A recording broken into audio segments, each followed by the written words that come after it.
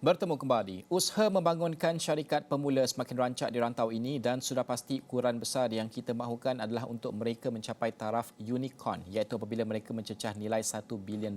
Namun bagi Malaysia, negara serantau jauh ke depan melahirkan jumlah unicorn, sudah pasti banyak faktor mempengaruhi kedudukan ini. Namun apa yang boleh kita lakukan untuk menambah baik keadaan ini?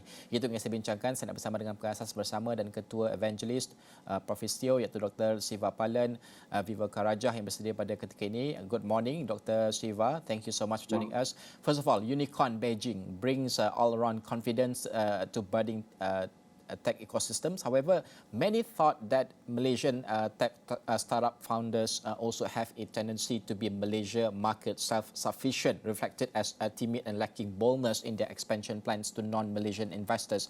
How do we get these founders to discard mild personalities, communicate beyond horizon growth plans? Thank you for having me on, Najib. I think, when you really look at Malaysia and you look at Malaysian companies, there is a tendency to think that they are not bold. But we have actually seen companies that are bold, that really want to capture the regional markets and want to go global as well, right? But very few companies have done this. But if you really think about it, even in terms of other companies from, say, Indonesia or Thailand or China coming to Southeast Asia has been difficult because Southeast Asia is a difficult market, right? Different culture, different language, different regulations and so on.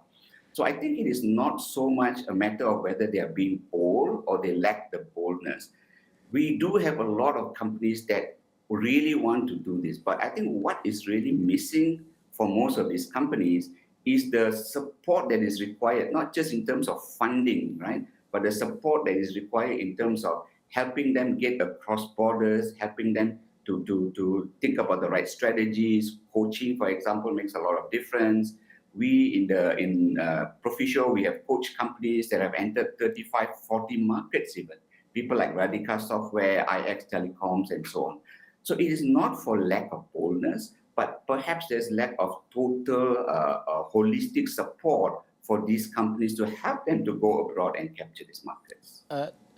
Dr. Siva, one often hears that it is difficult for Malaysian startups to become unicorns because the market is too small. Therefore, going regional is almost a must if they want to achieve that status. Kasam, for example, which achieved unicorn status, for example, played the card right. Not only did it expand regionally early and rapidly, it also tackled huge and traditional used car market, which was ripe for disruption. But why can't we make our market competitive like our neighbors, and what does it take? So you're absolutely right in terms of the market here being quite small. It's a 30 million market, 32 million market. It's a small market when you compare to in Indonesia, which is a 300 million market, Thailand, which is almost 100 million market, and so on. There are some industries that are large enough and that can be disrupted, like the automotive industry. Taxi and ride-hailing was also one of those kind of industries. But there aren't that many industries like that can be disrupted locally for you to just create a large company. Even Kasam, although they disrupted the local market, they still had to go abroad. They are in a few other markets regionally, right? I think one of the things that the founders of Kasam did right was they were able to tell a great story. They shared a really big vision. And I think one of the most important things that we cannot discount is that they got very strong believers in their investors, people like Gobi Partners, who really believed in them and backed them all the way with funding, right? So you have companies like Kasam who are really successful because people like Thomas, from Gobi supported them, and even like Grab, Temasek supported them, right? So I think it's not so much about just tackling local markets, but having the right people in place, having the right support in place to do all of those things, right? I think in Malaysia, there are some markets that can be disrupted, fintech, for example, automotive, for example. But when you really think about wanting to create large companies, you really need to look at the region, or you need to think global and become a global company, right? I mean, if you look at companies like Google and Facebook and Airbnb and all of that, they were born global. That means from day one, they build products that can be used anywhere in the world. Yeah. I think for our companies, they need to start thinking about that more than anything else. Don't think Malaysia, don't think Indonesia, think about, how can I build a product that can be used anywhere in the world? Then we will see some really successful stories, including people like Aerodyne, in the drone industry. With their services, their products can be used in many industries all over the world, and that's how they really grew. But how do we replicate Qasim's success or Grab's success? Should we focus more on the support in terms of grants? Should there be also be more synchronized strategies from all stakeholders in charge of growing local startups? So Najib, that's a really good question, right?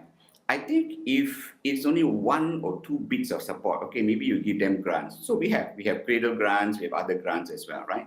And then maybe you give them a little bit of venture capital money, right? Maybe that helps a little bit. I think if we really want to create this success, there needs to be a much more holistic kind of support, right? Mm-hmm. So if you look at what has happened with Proficio and the programs that we have run, we have shown that with coaching, we can help to build successful companies. We have many success stories like iPay88, Easy Parcel, Radica Software, IX Telecom. All of them went through a program. All of them were coached. Most of them raised money as well. And then they really started to grow. So we need to look at coaching support, mentoring support. We need to look at helping them with market access. We need to help them with funding. So we have a philosophy in Proficio that we call back them all the way philosophy. So what this really means is there are many companies, there are thousands of tech companies in Malaysia. Can we identify the top 20% of these companies? And from that top 20%, select the best companies and back them all the way. That means, if they need funding, give them funding. If they need market access, give them market access. If all our agencies, now institutions, work together to help to do this, we will have more Qasims, we will have more Aerodynes. That I'm absolutely sure. Do you think that our startups have been underrated in some way? I think absolutely yes. A lot of people say, oh, there aren't many good startups, there aren't many good companies. They have been underrated. But I think if you look at what's happening today, there are more and more foreign VC investors starting to invest in Malaysian companies because they are starting to rate them a little bit higher because we are seeing some success stories.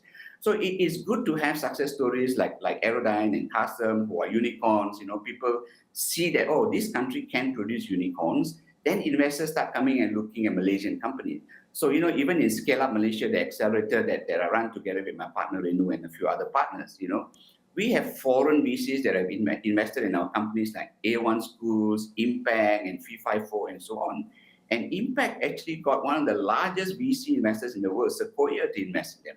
So I feel very comfortable and I'm very confident that this underrating of Malaysian companies is changing, and we are starting to see that happening with really good global investors coming and investing in our local companies. Dr. Siva, corporate Malaysia needs to play its part in supporting the startup ecosystem. It is one thing that for the government to catalyze the growth through grants, tax breaks and other benefits. But in the long run, corporations must play a role in creating an environment for startups to develop long-term collaborations that could lead to investments or acquisitions in that sense. But do you think that we have all the ingredients in place to bring corporate into startup race? So this has always been the biggest challenge, right? Getting the corporates to participate more in the startup ecosystem. Actually, our corporates are rather conservative. Many of them are very comfortable because their businesses are stable. But I think they are starting to realize that they are actually in a really dangerous place, right? Technology disruption will eventually happen and it will start disrupting them. We are seeing that happening with Qasim disrupting the entire used car market. Now, actually, this is the best time for them to start engaging with startups because we have a lot of good startups. Engaging with startups will help the corporates to actually develop their own business, acquire new technologies, and actually participate in the startup ecosystem. So we are already seeing that happening with some corporates, right? Like Sunway, Hong Leong Bank. They are starting to actually get more involved in the ecosystem. Sunway even has a venture capital fund that's investing in companies and so on. So I think that corporate Malaysia needs to play a much, much bigger role. If they start supporting more companies, they provide market access, they provide funding, there's a lot more that can happen in our ecosystem.